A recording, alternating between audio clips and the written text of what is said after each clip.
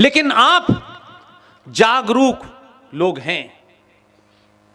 मैं आपकी तारीफ फ्री में नहीं कर रहा हूं, वो बात है आपके अंदर, ये बात इसलिए मैं आपकी धरती पे कह रहा हूं। 2007 का वो फैसला इलाहाबाद हाई कोर्ट में उन्होंने दिया। इत्तेफाक से 2007 में उत्तर प्रदेश में जो कृष्ण भगवान के वंशज थे उनकी सरकार थी।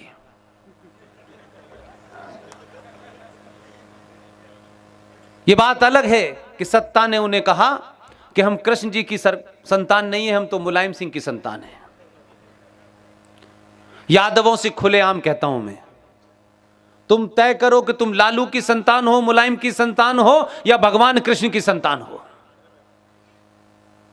वो फैसला फाइल में दबा रहा। लेकिन आप और आपके क्षेत्र का एक अलग मिजाज है। आपके हाई कोर्ट की जो बेंच है जबलपुर की, उसमें दो महान आदमी बैठे हुए थे। उन्होंने उस फैसले को तत्काल लपक लिया। जस्टिस अजीत सिंह और जस्टिस संजय यादव, और उस फैसले की सुनवाई की।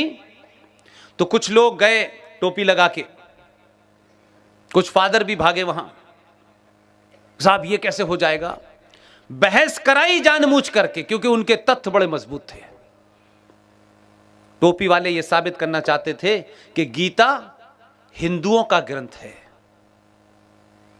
फादर ने भी कुछ ऐसे ही कुछ उल्टे सीधे तर्क दिए। दोनों को पूरा टाइम दिया कि आप साबित करें कि गीता का हिंदुओं के मजहब से, धर्म से, फेथ से कोई लेना देना है। साबित नहीं कर पाए। दोनों जजों ने फैसला दिया कि गीता भारत का राष्ट्रीय ग्रंथ है। लेकिन सिर्फ इतना ही फर्क है कि उत्तर प्रदेश में कृष्ण भगवान के वंशजों की सरकार थी और आपके यहां शिवाजी की सरकार थी। आपके मुख्यमंत्री ने जैसे ही फैसला आया, तत्काल तौर पर गीता के सार को क्लास 9 में और 10th में कंपलसरी कर दिया। यह 2011 की बात बता रहा हूं।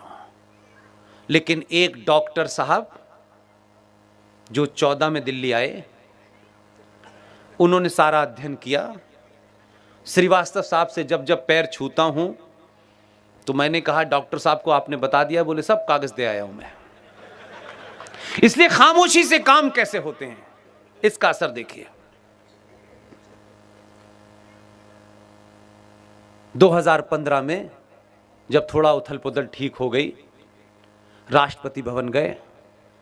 राष्ट्रपति भवन में जाकर के राष्ट्रपति से पूछा, पहली बार राष्ट्रपति से कोई प्रधानमंत्री इस तरह बात कर रहा था। राष्ट्रपति से पूछा कि भारत की पहचान के रूप में आप विदेशी नेताओं को, विदेशी शासनाध्यक्षों को क्या देते हैं? प्रणब मुखर्जी का पाला पहली बार पड़ा था। उन्होंने तत्काल झटपट में कहा कि हम ताजमहल देते हैं। उसने यह सवाल वहीं पूछा कि ताजमहल भारत की पहचान कब से हुई? उन्होंने कहा यही परंपरा है। उसने कहा इसे बंद करते हैं। ढंडोरा नहीं पीटा। दुनिया के सबसे बेहतरीन पब्लिशर्स को बुलाया।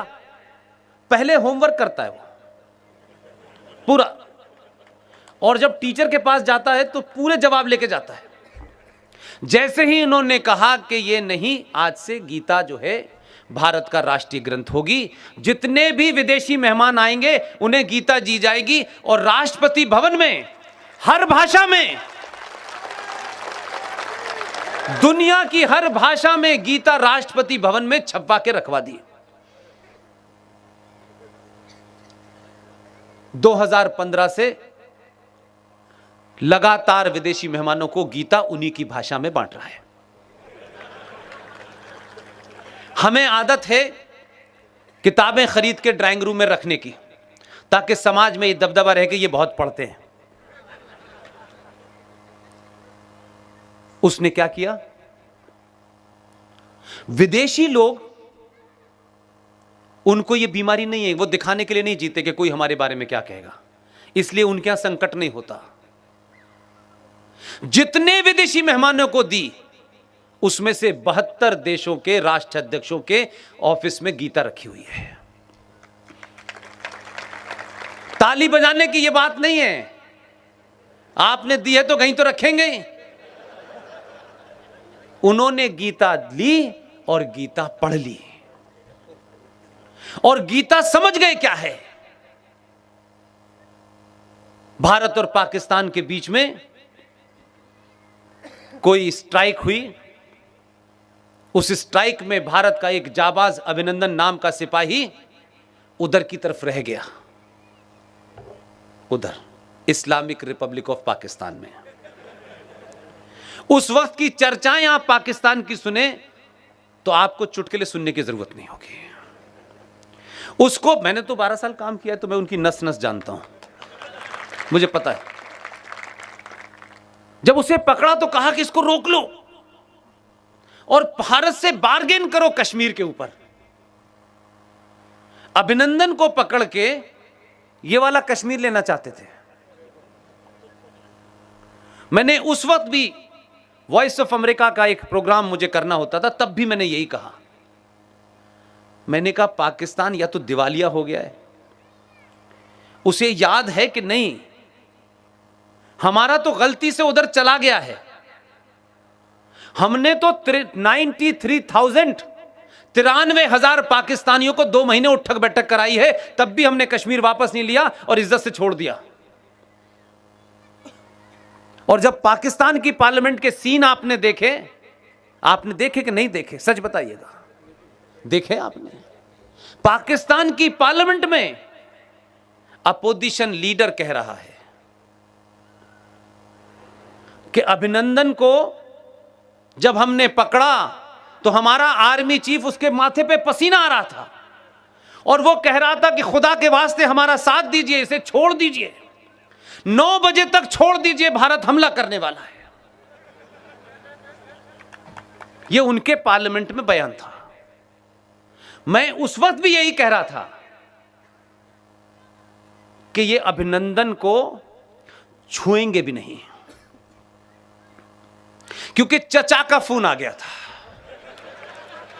अंकल ने कहा इसे छोड़ दो। गीता मैंने भी पढ़ ली और पढ़ने वाला बांट रहा है, ये कुछ और करने वाला है। तब ये राज खुला कि भारत की मिसाइल लग चुकी थी। तो 9 बजे तक ये सोच करके कि पाकिस्तानी मर्द जो होता है उसमें इस्लाम का ज्यादा उबाल होता है, कहीं ये अभिनंदन को जब बॉर्डर पे छोड़ने जाए ये कहीं गड़बड़ ना कर दे, इसलिए खूबसूरत सी महिला भेजी कि इसी को लेके जाओ, ये गड़बड़ ना कर दे, कहीं इसकी गड़बड़ देश को महंगी पड़ जाएगी। तो अभिनंदन को पूरे सम्मान के साथ छोड़ा, इसलिए नहीं, इसलिए छोड़ा कि विश्व के बड़े नेताओं ने कहा मजाक मत करना इसके साथ में, ये मजाक नहीं बर्दाश्त करेगा, हम जानते हैं इसको, हमने गीता पढ़ी है, तुमने नहीं पढ़ी है। तो बदलाव जमीन पे कैसे होता है इसको समझने की कोशिश कीजिए। भारत की विदेश नीति, भारत की रक्षा पॉलिसी का एक सूत्र वाक्य है, हम पहले हमला नहीं करेंगे। यह दुनिया में पहला ऐसा मूर्ख देश था जिसकी पॉलिसी यह थी कि हम हमला नहीं करेंगे, हमला हमारे ऊपर हो जाएगा उसके बाद करेंगे, उसके बाद तुम रहोगे तब करोगे ना। तो इसके लिए कोई डॉक्ट्रिन नहीं बनाई उसने एक दिन उठा और उसने कहा कि हमें ये जो बालाकोट जगह है, हमें पता चला है कि यहां से कुछ लोग भारत पे हमला करने वाले हैं, हमें पता चला है, तो इससे पहले ये हमला करें, इसे हमने कर दिया। इसका मतलब समझे आप? पाकिस्तान समझ में आ गया पाकिस्तान को। उन्होंने कहा कि ये जो आए थे शांति के कबूतर उड़ा रहे थे गुलाब का फूल लगा करके, इन्होंने ये जो योजना बनाई थी कि भारत किसी पे हमला नहीं करेगा, उसने एक ही घटना में भारत की फॉरेन पॉलिसी बदल दी है। भारत का जो राष्ट्रीय खेल है उसका सूत्रवाक्य पता है क्या है आपको? राष्ट्रीय खेल तो पता है ना क्या है? हॉकी। हॉकी का सूत्रवाक्य क्या है? मैंने हॉकी खेली है इसलिए थोड़ा मुझे आइडिया है। हॉकी का सूत्रवाक्य है attack is the best defence. लेकिन भारत की राष्ट्रीय नीति यह थी कि हम हमला नहीं करेंगे। उसने एक ही हमले में भारत की विदेश नीति और रक्षा पॉलिसी को बदला। उसने कहा नहीं, हमें जब भी पता चलेगा कि कसब कहां से चला है, हम घर में ही मार देंगे उसको। हम आके मार देंगे, हम सर्टिफिकेट नहीं देंगे कि ये आया था, गया था, यहां था, वहां था। इसलिए पाकिस्तान के जो प्रॉक्सी सोल्जर हैं, जो फुट सोल्जर हैं भारत में, वो परेशान हैं। इसलिए उत्तर प्रदेश का मुख्यमंत्री ढूंढता है कहां बचा है। अंसारी कहां है आजकल? ढूंढते ढूंढते उसे पता चलता है ये तो पंजाब में छुपा बैठा है। उसने कहा अच्छा बेटे को अंदर करो, अभी आएगा।